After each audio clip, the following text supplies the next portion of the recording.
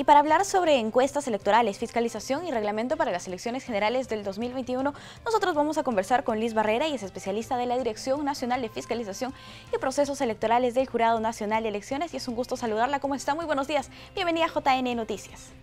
¿Cómo estás, Paloma? Buen día. Gracias por la invitación. Liz, para que nos comentes cómo es el marco normativo de las encuestas en nuestro país.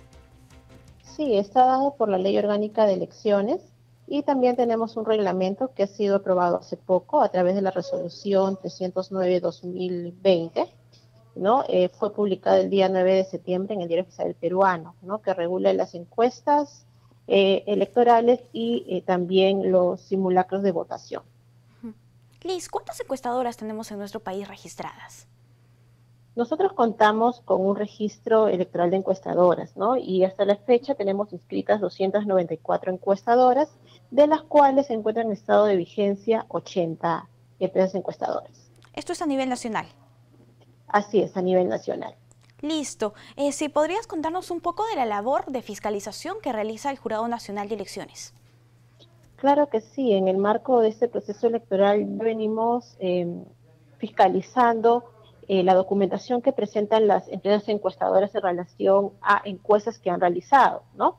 Tenemos un poco menos de 10 expedientes a la fecha sobre encuestas electorales, ¿no? Cabe precisar que en este momento no contamos con jurados electorales especiales. Ellos inician su funcionamiento el 16 de noviembre, ¿no? En tanto estos no se encuentran instalados, quien es competente para tramitar encuestas electorales, entre otras materias, es la Dirección Central de Gestión Institucional, ¿no? Quien a su vez también administra el registro electoral de encuestadores.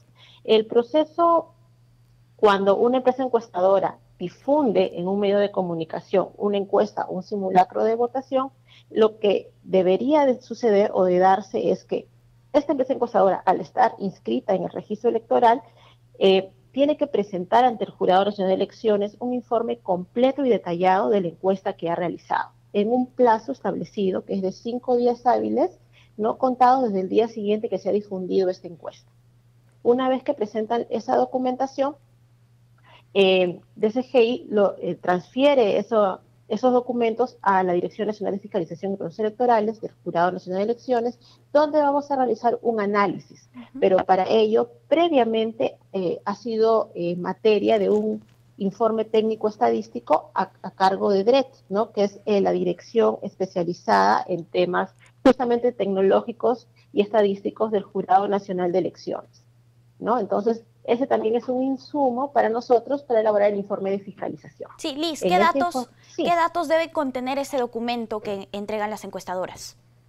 Sí, justamente este nuevo reglamento ha establecido requisitos establecidos en el artículo 21, 22 y 23. El artículo 21 se refiere básicamente a lo que son encuestas electorales, el artículo 22, simulacros de votación, y el artículo 23 relacionado a la ficha técnica que deben también ser presentadas, ¿no? Entonces, en relación a cuando se elabora y se difunde una encuesta, tienen que presentar información relacionada a la fecha de realización del estudio, al medio probatorio que evidencie justamente la publicación, los objetivos del estudio, el ámbito, la población objetivo, el marco muestral, el tamaño de la población del estudio, tamaño muestral, entre otros, ¿no? Aquí es importante acotar una situación que antes no se encontraba regulada en nuestra normativa electoral, ¿no?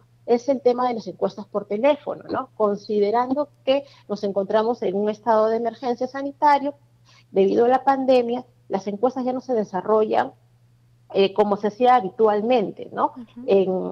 Bueno, inicialmente con todas las restricciones que había, por lo cual algunas empresas encuestadoras realizaron estas encuestas por teléfono, ¿no?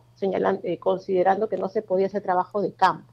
Entonces, nuestra normativa, nuestro reglamento ha establecido que cuando se trate de una encuesta por teléfono, en el marco muestral deben de detallarse los nombres de las fuentes proveedoras de donde se obtuvo esta lista o directorio de teléfono, ¿no? Para poder realizar esta encuesta. Adicionalmente, la encuestadora tiene que presentar una ficha técnica que es básicamente un resumen del informe que ha presentado, ¿no? Esos son básicamente los requisitos que se exigen. Adicionalmente, este informe que presenta la encuestadora debe de contener el viso del profesional en estadística acreditado ante el registro electoral de encuestadoras, ¿no? Esto también es importante.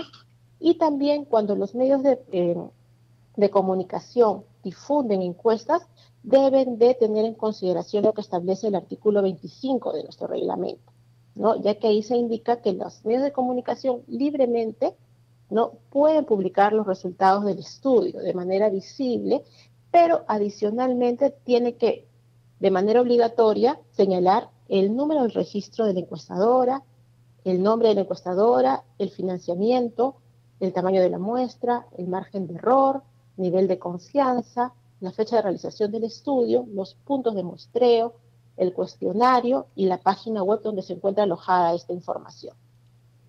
Liz, ¿qué pasa con las encuestadoras que infringen la normativa electoral o, en todo caso, no presentan esta documentación? Sí, nuestro reglamento establece que en caso de que se detecte que la empresa encuestadora no ha cumplido con algunas de las exigencias contempladas en el reglamento, son pasibles de una suspensión, ¿no? La suspensión de registro